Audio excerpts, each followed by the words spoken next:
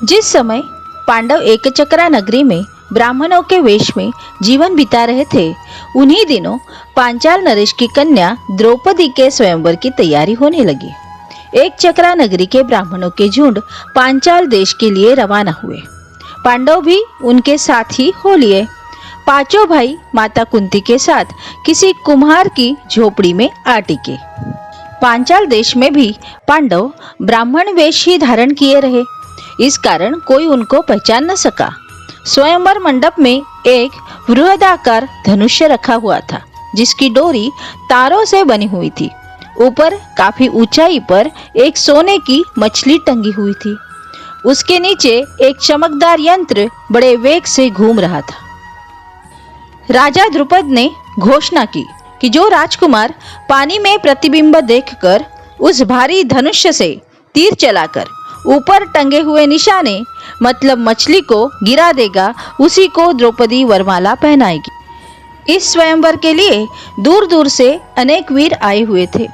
मंडप में सैकड़ों राजा इकट्ठे हुए थे, जिसमें धृतराष्ट्र के 100 बेटे, अंग नरेश कर्ण, श्री कृष्ण, शिशुपाल, जरासंध आदि भी शामिल हुए थे।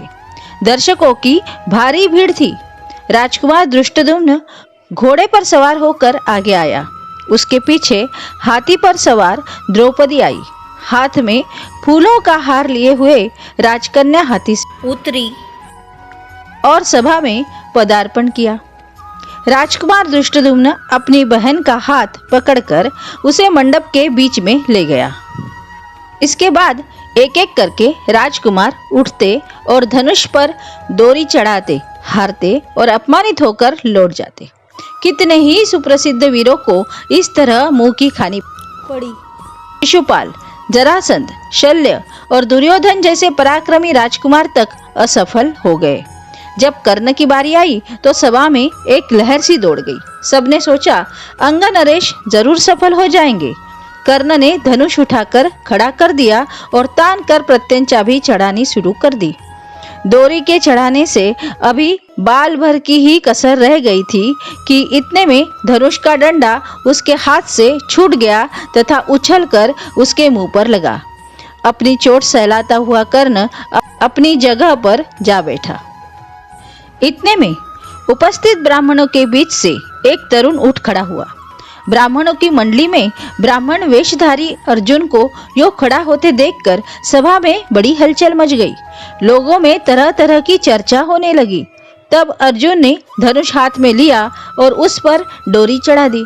उसने धनुष पर तीर चढ़ाया और आश्चर्यचकित लोगों को मुस्कुराते हुए देखा। लोग उसे देख रहे थे। उसने और देरी न करके तुरंत एक के बाद एक 5 बाण उस घूमते हुए चक्र में मारे और हजारों लोगों के देखते देखते निशाना टूटकर नीचे गिर पड़ा। सभा में कोलाहल मच गया, बाजे बज उठे। उस समय राजकुमार द्रौपदी की शोभा कुछ अनूठी हो गई। वह आगे बढ़ी और सकुचाते हुए लेकिन प्रसन्नता पूर्वक ब्राह्मण वेश में खड़े अर्जुन को वरमाला पहना दी। माता को यह समाचार सुनाने के लिए युधिष्ठिर, नकुल और सहदेव तीनों भाई मंडप से उठकर चले गए, परंतु भीम नहीं गया। उसे भय था कि निराश राजकुमार कहीं अर्जुन को कुछ कर न बैठे। भीमसेन का अनुमान ठीक ही निकला।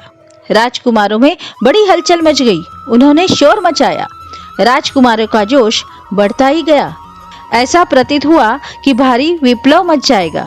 यह हाल देखकर श्री कृष्ण, बलराम और कुछ राजा विप्लव मचाने वाले राजकुमारों को समझाने लगे। वे समझाते रहे और इस बीच भीम और अर्जुन द्रौपदी को साथ लेकर कुम्हार की कुटिया की ओर चल दिए।